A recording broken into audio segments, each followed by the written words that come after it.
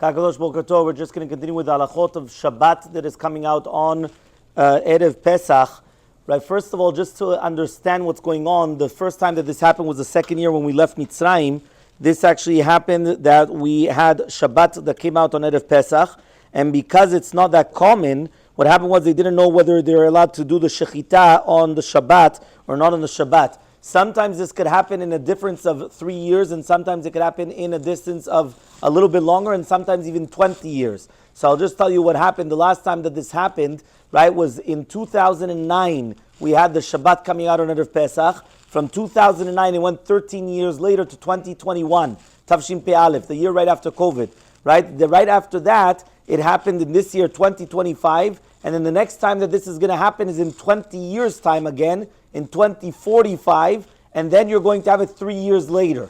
So you could just tell the difference that this is not such a common occurrence, but it's a very, very mesugal to have the Geula actually coming on this Shabbat, and therefore we should try to be midaktek as much as possible to be very precise in all the halachot that it is. Yesterday we brought down how to be mekayem the 3 seudot. The nighttime seudah is very easy to be mekayem because you have chametz all night, so there's no problem. The morning, if you're only going to have 1 seudah also as well, it's very easy to finish your meal before 10:50. That there's not a problem. The question is, how do you do Seuda Shlishit? So yesterday we did bring down the Shita of the Gaon of Vilna and the Mishnah Berurah that you split up the meal.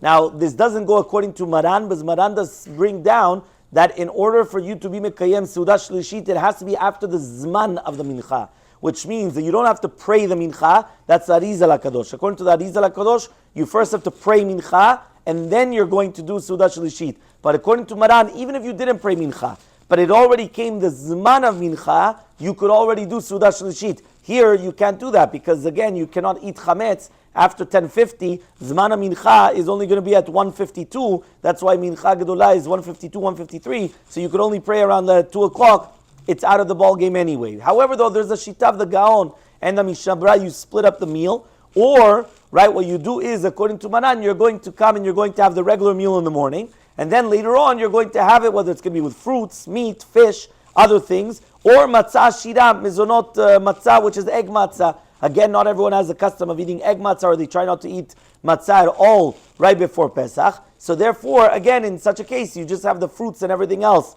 There's going to be another way of doing the meals, which is brought down in Shulchan Aruch, which is a very interesting way, which is going to be matzah, which is going to be cooked or deep fried.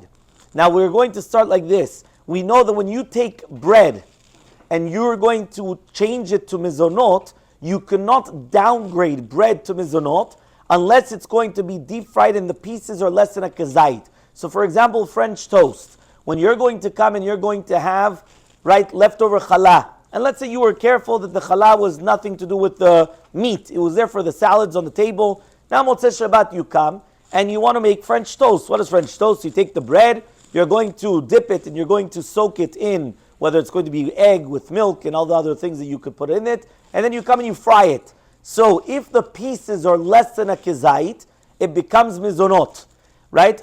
If the pieces are going to be more than a kezait, so then it's still hamotzi.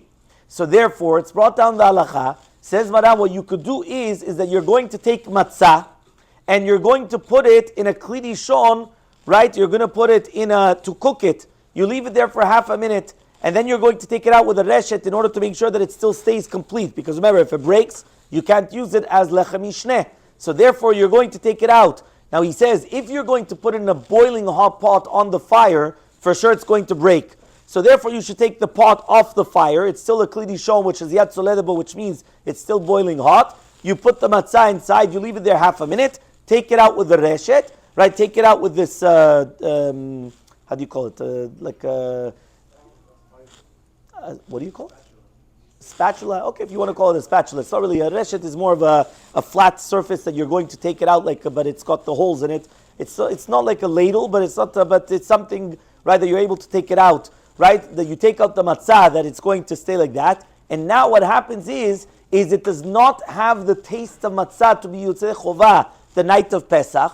Because on the night of Pesach, you cannot be Yotzei Chovah with matzah, which is going to be mevushelet or metugenet, which means that you deep fry it. However, though, so you got out of the problem, you're not going to Yotzei Chovah. And then what do? you have it for Friday night and for Shabbat morning in Seuda Shlishit. And that is still bread, right? The bread, which is Hamotzi. By doing it that way, right, what happens is you get out of the problem of the chametz. Now, each way that we mention, you have the pros and the cons.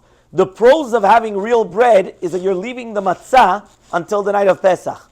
But mitzad sheni, you got the little crumbs, and if you have kids and everything, it becomes problematic. So what are you supposed to do? You should do it, right, that you should eat outside. Because if you're eating outside, then you don't have this problem.